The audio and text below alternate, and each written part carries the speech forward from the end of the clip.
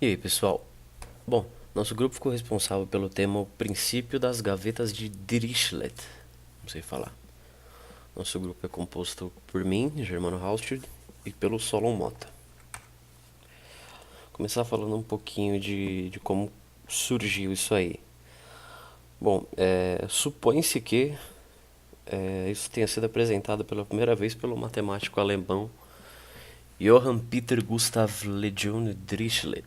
Daí vem o nome do princípio. E ele propôs o seguinte teorema. Nós queremos guardar M objetos em N gavetas. Então, quando M for maior do que N, é sinal de que uma das gavetas vai conter mais de um objeto. É um teorema bem simples, né? Que é uma coisa que a gente consegue pensar e raciocinar de um jeito bem fácil e rápido, mas que é aplicável para diversos problemas. Eu vou falar um pouquinho mais sobre isso agora. Ele também é conhecido como o princípio da casa dos pombos. Por quê? Porque ele foi, no primeiro momento, explicado assim.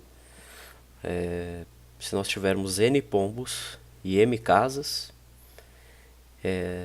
quando N for maior que M, então a gente sabe que pelo menos uma das casas vai ter mais de um pombo.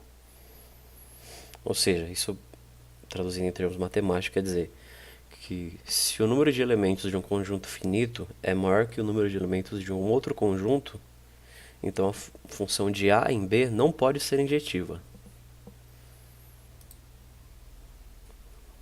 Agora, um exemplo gráfico para fixar melhor essa mensagem.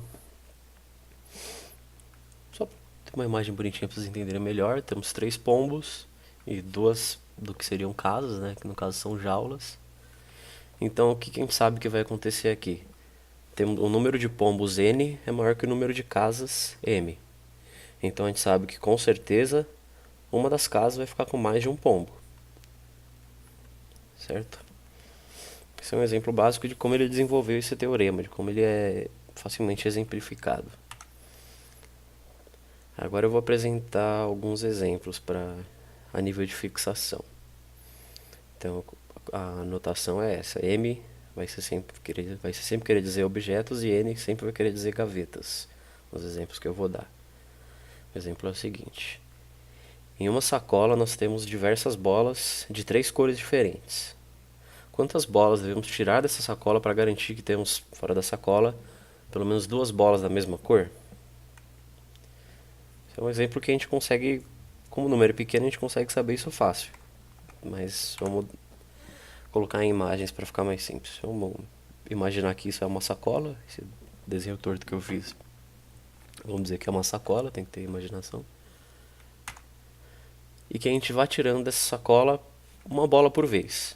Tirou uma bola, digamos que tenha dado amarela. Tiramos outra bola. Aí tiramos mais uma bola. Como aqui a gente já tem uma bola de cada cor, a gente sabe que obrigatoriamente a próxima bola que eu tirar vai fazer com que eu tenha pelo menos 2 bolas de alguma dessas cores. Por exemplo, eu tirei mais uma bola, saiu vermelha.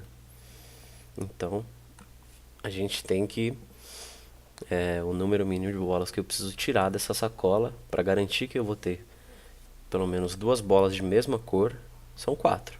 No caso, o meu M vai ter que ser igual a N mais 1.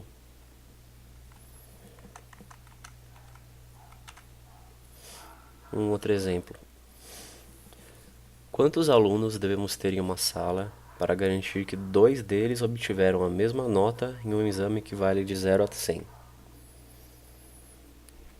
Também é um exemplo bem simples da gente entender. Agora vamos colocar em termos. Novamente, M corresponde a objetos e N gavetas.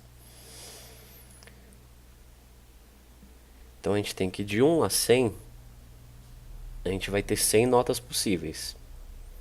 Certo?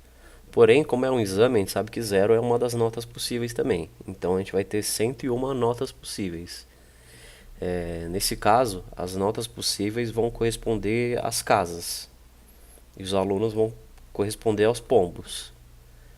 Certo? Então, como a gente vai resolver isso?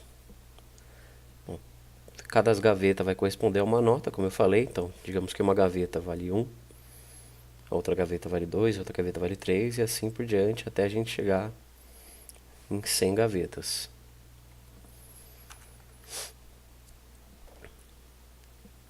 Como eu falei, são N, ó.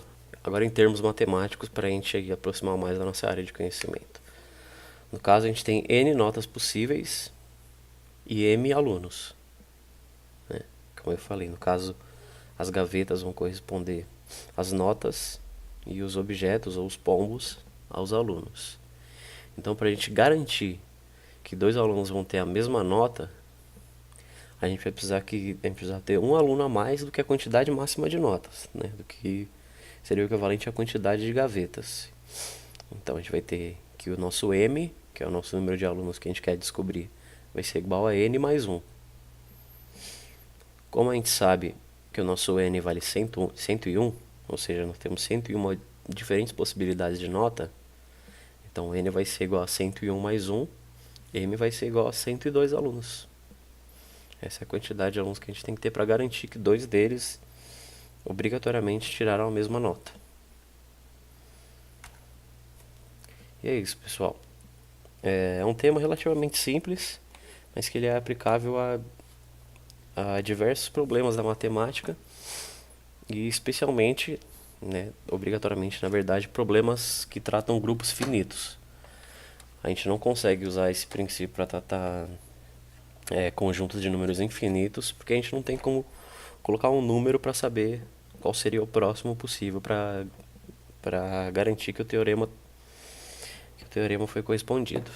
Então, ok? Espero que vocês tenham entendido. Se tiver ficado alguma dúvida, estou sempre à disposição. Muito obrigado. Tchau, tchau.